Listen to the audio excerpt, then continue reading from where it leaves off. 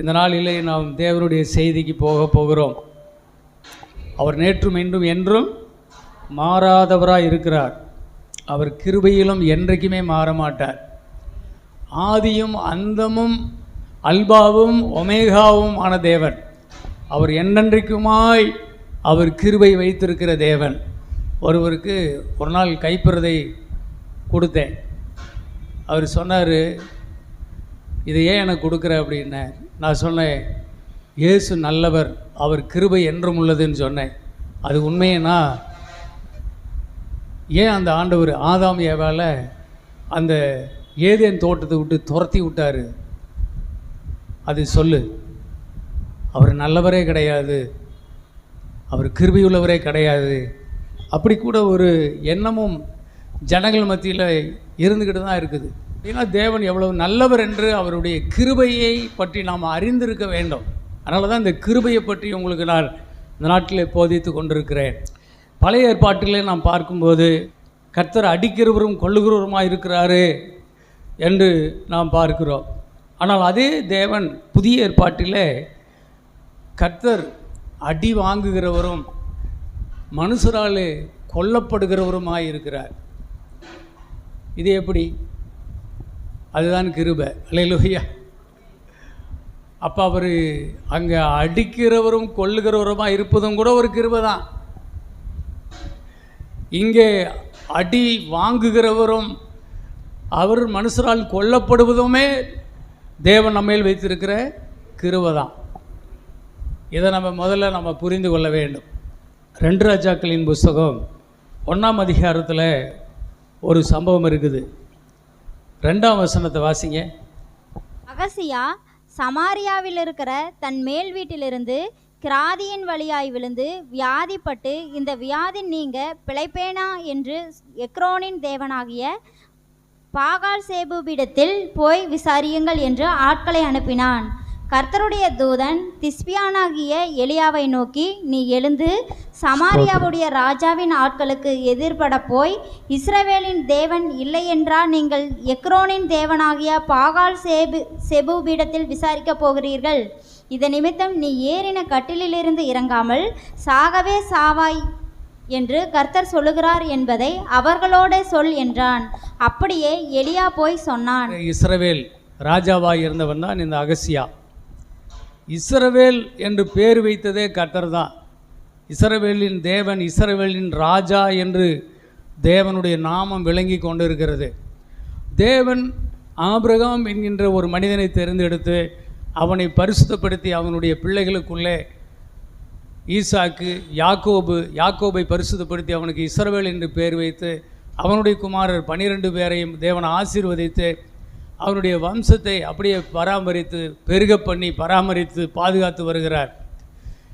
இதையெல்லாம் ஏன் செய்கிறார் என்றால், கடவுள் மனிதனாக பூமியில் பிறப்பதற்கு ஒரு பரிசுத்த சந்ததியை அவர் அங்கே கண்ணுங்கருத்துமாக அதை பாதுகாத்து பரிசுத்தப்படுத்தி வழிநடத்தி வருகிறார். ஏனென்றால் இந்த பாவ உலகத்தை பரிசுத்தப்படுத்த கடவுள் மனிதனாக வந்து பாவ நிவாரண பலியாகி பாவ மன்னிப்பை கொடுத்து இந்த பூமியின் ஜனங்களை ரட்சிக்க வேண்டும் என்பது நம்முடைய பிதாவாகிய தேவனுடைய பரிபூர்ண சித்தமாக இருக்கிறது. இப்படிப்பட்ட தேவ சித்தத்துக்கு விரோதமாக இங்கே இஸ்ரவேலை ஆளக்கூடிய ஒரு ராஜா அகசியா என்பவன் என்ன செய்கிறான்? அகசியா என்பவன் அவன் கர்த்தரை தன் தெய்வமாக கொண்டு அந்த கர்த்தரிடத்திலே தன் வாழ்க்கையை அர்ப்பணித்து இவன் ஜீவிச்சா தேவன் இவனை ஆசீர்வதிப்பார், இஸ்ரவேலையும் தேவன் ஆசீர்வதிப்பார். ஆனால் இவன் கர்த்தர் மேல் இவனுக்கு நம்பிக்கை இல்லை. எப்ரோனில் உள்ள பாகால் சேபுல் எப்ரோனின் தேவனிடத்திலே அவன் நம்பிக்கை வைத்திருந்தான். அவன் இப்பொழுது வியாதிப்பட்டு படுக்கையாக இருக்கிறான். இவன் எப்படி வியாதிப்பட்டான் என்றால், இவன் மேல் மாடியில் அவன் உலாவி கொண்டிருந்த பொழுது அவன் ஒரு இடத்துல தவறி கீழே விழுந்து விட்டான். விழுந்தவன் அடுதிலிருந்து படுத்தவன் அப்படியே வியாதி படுக்கையாகி போய் அவன் நான் பிழைப்பேனா என்று எப்ரோனின் தேவன் பாகால் சேபுலிடத்தில் விசாரித்து வார்கள் என்று ஆட்களை அனுப்புகிறார்.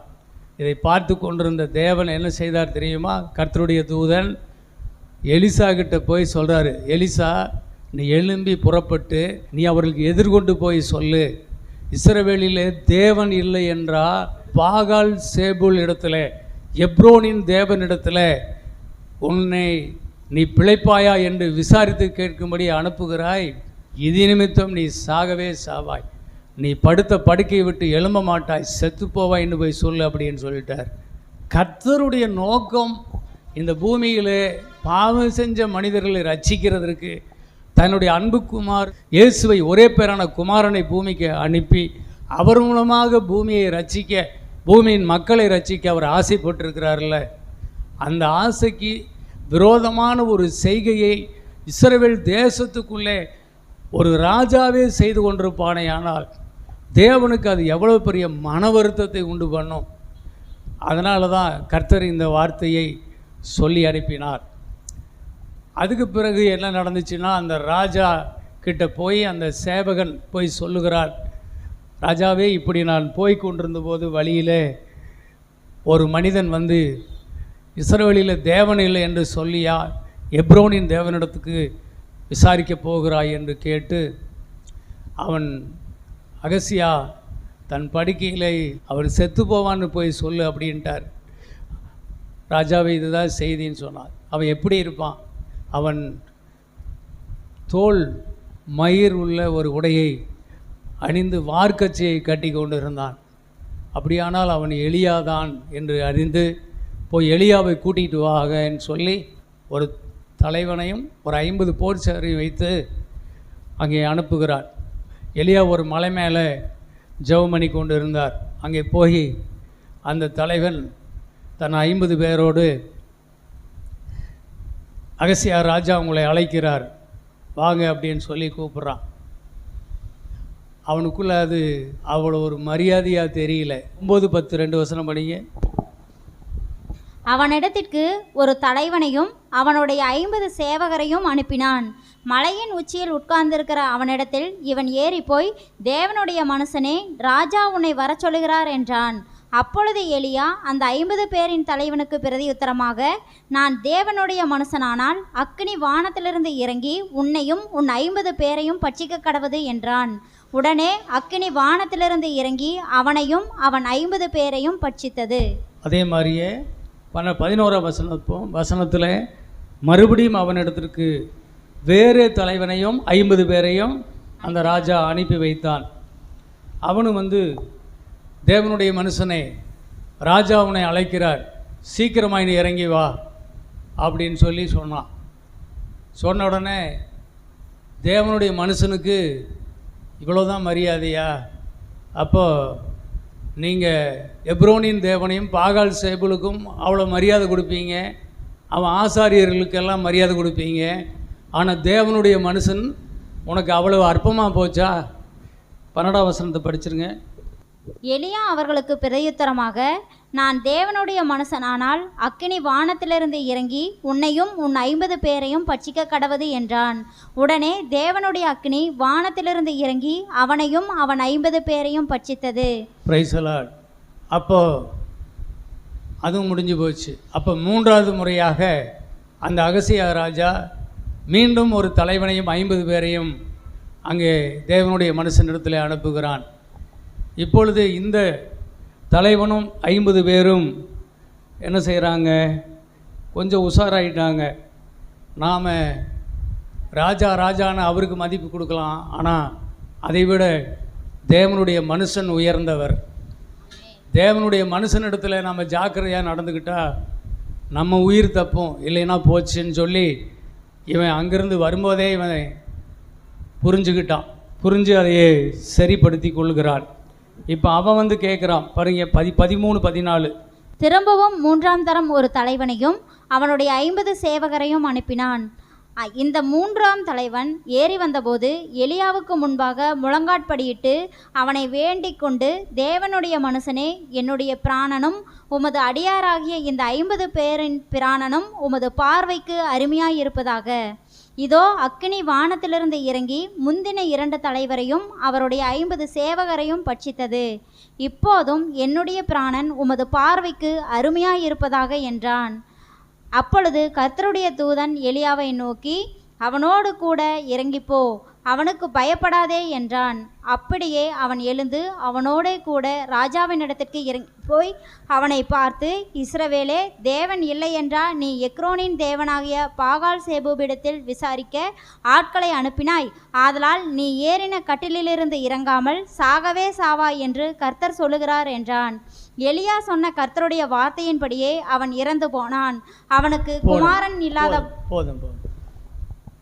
எலியா சொன்னபடியே அவன் இறந்து போனான். தேவனுடைய மனுஷனை இயக்கி கொண்டிருந்தது யார் என்றால் கர்த்தருடைய தூதன். தேவனுடைய மனுஷன் தானாய் எதையும் செய்யறதில்லை. புதிய ஏற்பாட்டில் கூட வாசிக்கிறோம், நான் எங்கே இருக்கிறேனோ அங்கே என் ஊழியக்காரன் இருக்கிறான், ஒருவன் எனக்கு ஊழியம் செய்தால் பிதாவானவர் அவனை கனம் பண்ணுவார் என்று புதிய ஏற்பாட்டில் யோவான் எழுதின சுவிசேஷம் 12ஆம் அதிகாரத்தில் நாம் இப்படி வாசிக்கிறோம். அன்பான தேவ பிள்ளைகளே, அப்போ இங்கே கர்த்தருடைய தூதன் அந்த ஊழியக்காரனோடு இருந்து அங்கே அவனை இயக்கினார். இந்த சம்பவம் என்ன செய்தது என்றால் இஸ்ரவேல் தேசத்தை அசைத்தது. இஸ்ரவேலுக்குள்ளே தேவனுடைய வைராக்கியம் அங்கே பற்றி எரிந்தது. ஒரு ராஜா, ஒரு இஸ்ரவேலுக்குள்ளே ஒரு ராஜாவாக இருக்கிறவன் எப்படி ஆண்டவருக்குள்ளே எப்படி தேவனை வணங்கி அவரை மகிமைப்படுத்தி ஜீவிக்கிறானோ அப்படித்தான் தேசத்தின் ஜனங்கள் இருப்பார்கள்.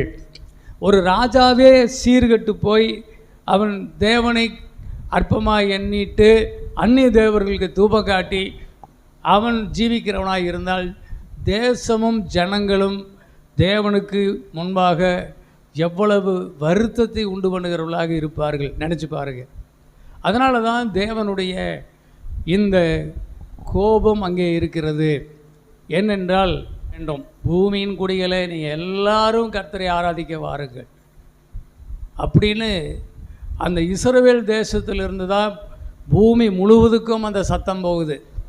அங்கேயே ஒரு ராஜா ஒரு முட்டாளாக இருக்கிறான் என்றால் அவனுக்கு முட்டாளுக்கு என்ன அடி கொடுக்கணும், பதில் இப்படி கொடுத்தா தானே சரி வரும்.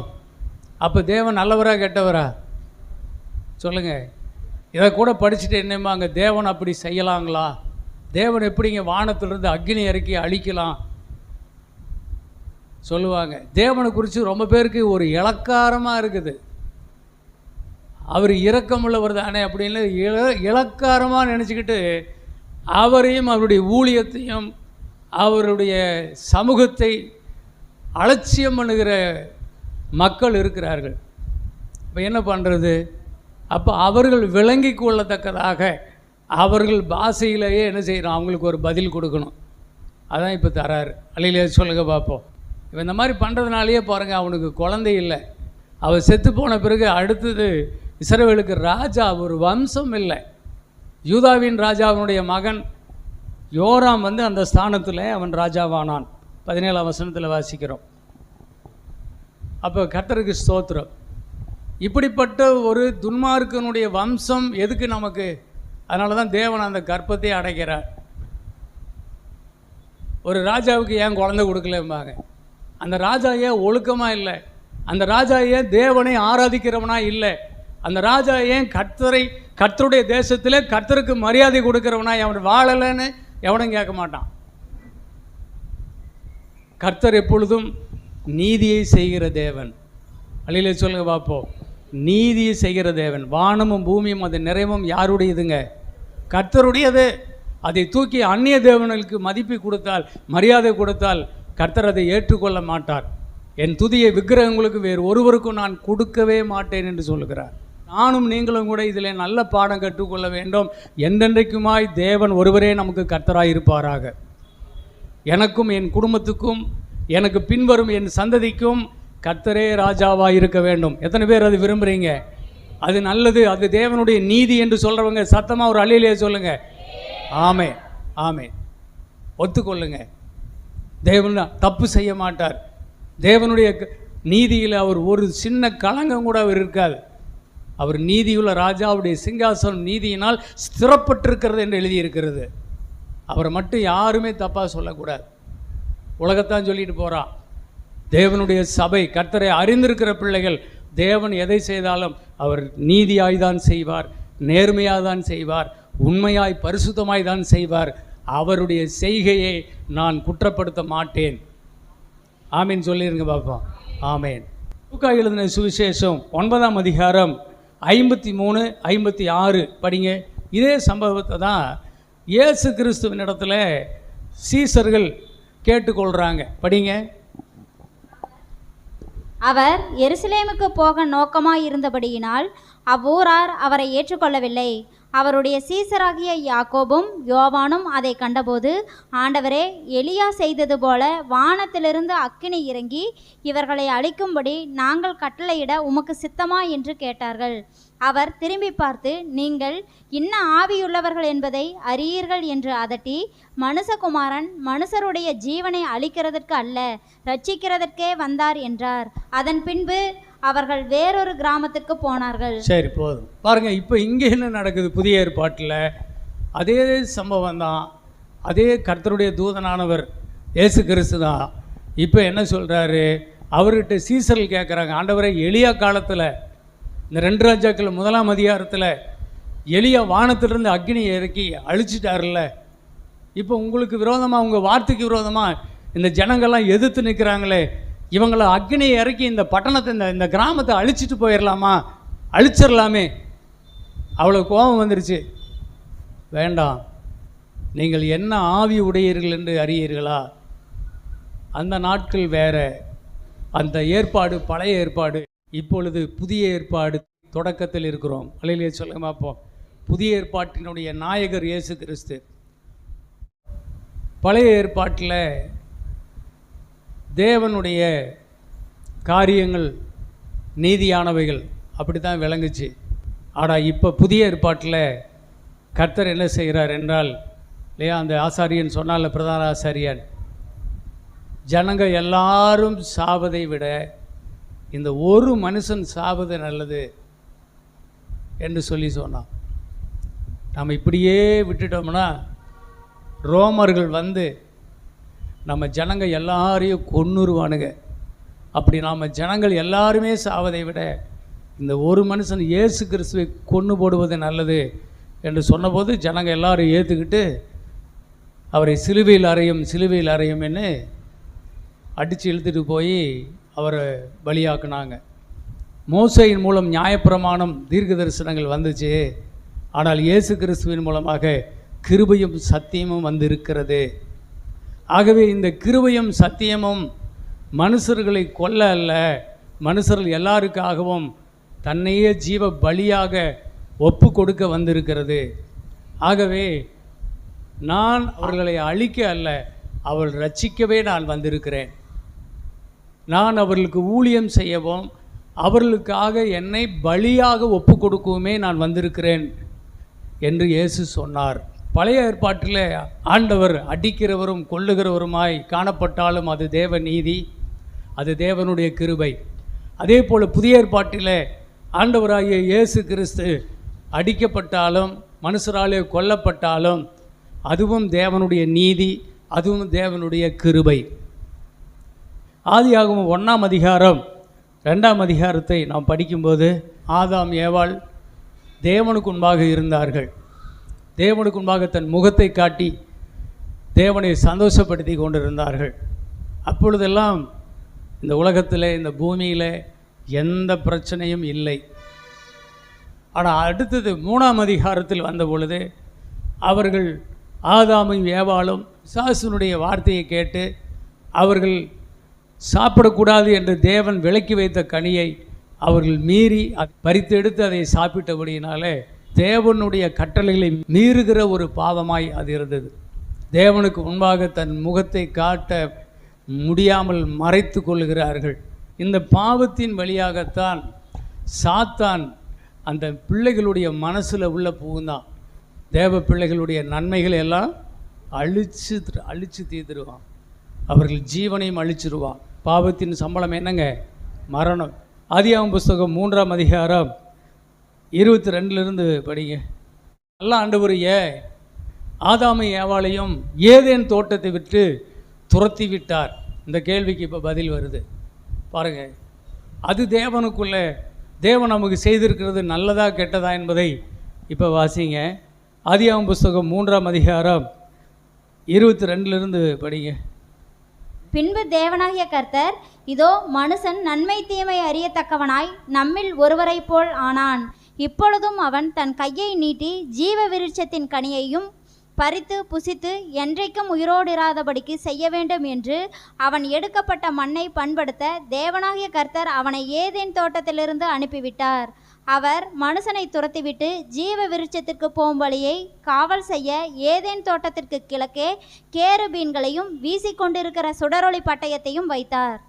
அந்த ஏதேனிலேயே அவங்களை விட்டிருந்தா என்ன ஆயிருக்கும்னு சொல்கிறாரு. அங்கே ஜீவ விருட்சத்தின் கனி இருக்குது. இந்த பாவம் செய்த மக்கள் அந்த ஜீவ விருட்சத்தின் கனியை பறித்து அவர்கள் சாப்பிட்டு விடுவார்களே, ஆனால் அவர்கள் என்னென்றைக்கும் மரிக்காமல் உயிரோடே இருக்கிறவர்களாக இருப்பார்கள். அவர்கள் என்றென்றைக்கும் மரிக்காமல் உயிரோடே இராதபடிக்கு அவர்களை இந்த தோட்டத்தை விட்டு நாம் அனுப்பிவிட வேண்டும், அவர்களை துரத்திவிட வேண்டும். சுடரொளி பட்டயத்தை உடைய கேருபீன்கள் வைத்து அங்கே பாதுகாக்க வேண்டும். பலமான பாதுகாப்பு. கேருபீன்கள் தேவனுடைய வல்லமையான தூதர்கள். அவங்கள வச்சு அந்த ஏதேன் தோட்டத்தை இப்போ அவர் பலமான பாதுகாப்பு பண்ணிடுறார். ஏன் அப்படின்னு சொன்னால், இவர்கள் போய் அந்த ஜீவ விருட்சத்தின் கனியை பறித்து அவர்கள் சாப்பிட்டு விடுவார்களே, ஆனால் என்னென்றைக்குமாக ஜீவிக்கிறவர்களாக மாறிவிடுவார்கள். அதனால் என்ன, மனுஷன் சாகிறதா நல்லது, அவன் என்னென்றைக்கும் பிழைச்சிருக்கும்படி பண்ண வேண்டியதானே, அவனை எதுக்கு சாக வைக்கிறாரு ஆண்டவர் அப்படின்னு சொல்லி கேட்குறாங்க. கோயம்புத்தூரில் ஒரு ஊழியக்காரர் வீட்டுக்கு ஜெபம் பண்ண கூட்டிகிட்டு போயிருந்தாங்க. அது போனால் வயசான ஒரு ஊழியக்காரர், கிட்டத்தட்ட 102 வயசு இருக்கும் அவருக்கு. அவர் படுத்த படுக்கையாக இருக்கிறாரு, அவர் எலும்பந்தோளமாக இருக்கிறாரு. அவருடைய கை விரல் எல்லாம் அப்படியே இந்த வேப்ப மரத்தில் குச்சி காஞ்சு போனால் எப்படி காயுதோ அது மாதிரி சில விரல்கள் எல்லாம் அப்படியே காஞ்சு போயிட்டுருக்குது. அப்படியே டாக்டர்ஸ் எல்லாம் ஒன்றும் பண்ண முடியாது அப்படின்ட்டாங்க. அவரை வச்சு பல வருஷமாக அவங்க படுத்த படுக்கையில் வச்சு அவரை பராமரித்து கொண்டு இருக்கிறார்கள். அவருக்கு இப்போ நம்ம என்ன ஜெபம் பண்ணலாம்? அவர் பிழைக்கும்படி ஜெபிக்கலாமா, அல்லது கர்த்தரிடத்தில் அவர் போய் சேரும்படி ஜெபிக்கலாமா அப்படின்னு கேட்ட பொழுது அந்த குடும்பத்தினர் ஏகமாக சொன்னாங்க, ஐயா அவருக்கு நல்ல மோட்சம் கிடைக்கட்டும், ஜெபம் பண்ணுங்க அப்படின்னு சொல்கிறாங்க. அவர் கோமா ஸ்டேஜில் இருக்கிறார், படுத்த படுக்கையில் இருக்கிறார், சுயநினைவே இல்லை. அப்போ அவங்க அப்படி சொன்னாங்க. எல்லாரும் குடும்பமே அவங்களுக்கு விருப்பம் என்னென்னா, இவர் கர்த்தருக்குள் நித்திரை அடைந்து ஆண்டவர்கிட்ட போய் சேரணும் அப்படின்னு சொல்லி ஜெபிக்கும்படி சொன்னார்கள். சரிண்ணா, அதே மாதிரியே ஜெபம் பண்ணோம். ஜெபம் பண்ணிட்டு வந்துட்டோம். ஒரு நாள் தான், 2வது நாளில் ஐயா அவங்க கர்த்தருக்குள்ளே காலமாயிட்டாங்கன்னு சொல்லி ஃபோன் பண்ணாங்க. சரி, அது எல்லாருடைய ஜெபம், அது அல்லேலூயா விருப்பம், அது அப்படியே ஆயிடுச்சு. அருமையான தேவ பிள்ளைகளே, இன்றைக்கி ஒரு விஷயத்தை கவனித்து பாருங்கள். இந்த பாவம் செய்த பிறகு ஒரு மனிதனுக்கு மரணம் என்கின்ற ஒன்று வராமையே இருந்துச்சுன்னா, ஒருவேளை அப்படியே உள்ளே போய் அதை பறித்து சாப்பிட்டு அவன் ஜீவிய காலமெல்லாம் வாழக்கூடிய வரம் பெற்று அவன் இருக்கிறான்னு வச்சுக்குங்க. ஏதேன் தோட்டத்திலேருந்து ஜனங்கள் வெளியே அனுப்பப்பட்ட பிறகு இன்றைக்கி 5500 வருஷம் ஆகுது. 5500 வருஷமாக ஒரு மனுஷனுக்கு சாவே வராமல் அத்தனை பேர் உயிரோடு இருக்கிறாங்கன்னு வச்சுக்குங்க. இன்றைக்கி அந்த வயசானவங்கெல்லாம் என்ன நிலைமையில் இருப்பாங்க? ஒவ்வொரு வீட்டில் எத்தனை கிழவனுங்க இருப்பாங்க, எத்தனை பாட்டி இருப்பாங்க, எல்லோரும் என்ன நிலைமையில் இருப்பாங்க? எல்லோரும் படுத்த படுக்கையில் 1க்கு 2 போயிட்டு அவங்கள சுத்தம் பண்ணுறதே பிள்ளைகளுக்கு வேலையாக இருக்குமா இல்லையா? அவங்க ஒழுங்காக சாப்பிடவும் முடியாது, எழுந்து நடக்கவும் முடியாது. இந்த 120 வருஷம் ஆனாவே இப்படி ஆயிடுறாங்க இல்லை? 5500 வருஷமாக அவர்கள் மறிக்கவே முடியாத அளவுக்கான அந்த ஜீவக்கனியின் ஆசீர்வாதத்தை பெற்றவர்களாக இருப்பார்களே, ஆனால் இந்த பூமி எப்படி இருந்திருக்கும்னு நினச்சி பாருங்கள். நல்ல முதிர் வயதில் நீ மரித்து உன் பிதாக்களோடு சேர்த்து கொள்ளப்படுவாய். அதுதானே ஆசீர்வாதம். அப்படி மரிக்கிறது தானே ஆசீர்வாதம். அப்போ மரணம் நல்லது. தேவன் அந்த தோட்டத்தை விட்டு வெளியே அனுப்பிவிட்டது நல்லது. பாவ சரீரம் சாக வேண்டும். அப்போ அழியாத பரிசுத்தமுள்ள சரீரம் அப்போ தான் எழும்பும். அழிவுள்ள மனிதன் அழியாமையை தரித்து கொள்ள வேண்டும். அப்போ பாவ சரீரம் அழிஞ்சு போக வேண்டும், மரிக்க வேண்டும். அது நல்லது. அப்பொழுதுதான் அவன் பரிசுத்தமுள்ள மேனியை உடையவனாக எழுந்திருப்பான். அப்படி தானே கல்லறையில் ஜெபம் பண்ணுறோம். கோதுமை மணி ஒரு விதையை விதைக்கிறோம், ஆனால் அது வேறொரு மேனியாய் அது முளைத்து கிளம்பி வெளியே வருகிறது. அதே போல் அழிவுள்ள சரீரமாக இதை விதைக்கிறோம், அழியாத சரீரமாக இந்த சரீரம் கிறிஸ்துவின் வருகை நாளில் இந்த சரீரத்தை ரட்சிக்க கர்த்தர் வரும்போது இதை மகிமையுள்ள சரீரமாக மாற்றி தேவன் அதை எடுத்துக்கொள்வார். எல்லாரும் ஒரு நொடியில் ஒரு இமை பொழுதிலே அவர்கள் எல்லாரும் கல்லறைகள் வெடிக்கும். அவர்கள் மறுரூபம் அடைந்து மகிமையின் தேவனை சந்திக்க மத்தியாகாயத்தில் எழும்பி போவார்கள். அல்லேலூயா சொல்லுங்க பார்ப்போம். அப்படி தானே சொல்லி நாம் அடக்கம் பண்ணுறோம். அப்போ என்னென்றைக்குமே சாகாதவனாய் இருப்பது நல்லதல்ல. பாவம் செய்த மனிதன் பாவ சரீரம் செத்து போக வேண்டும். பாவமில்லாத அழியாத பரிசுத்த சரீரம் எழும்ப வேண்டும். ஜென்ம சரீரம் விதைக்கப்பட வேண்டும், ஆவிக்குரிய சரீரம் எழும்ப வேண்டும். அது தேவனுடைய சித்தம், அது நல்லது. அதனால் பழைய ஏற்பாட்டில் ஆண்டவர் அடிக்கிறவரும் கொல்லுகிறவருமாய் காணப்பட்டாலும் அது தேவ நீதி, அது தேவனுடைய கிருபை. அதே போல் புதிய ஏற்பாட்டில் ஆண்டவராகிய இயேசு கிறிஸ்து அடிக்கப்பட்டாலும் மனுஷராலே கொல்லப்பட்டாலும் அதுவும் தேவனுடைய நீதி, அதுவும் தேவனுடைய கிருபை. தேவனுடைய செய்கைகள் எல்லாம் நல்லவைகளாகவே இருக்குமே தவிர தேவனுடைய செய்கைகள் எதுவுமே தப்பாக இருக்கவே இருக்காது.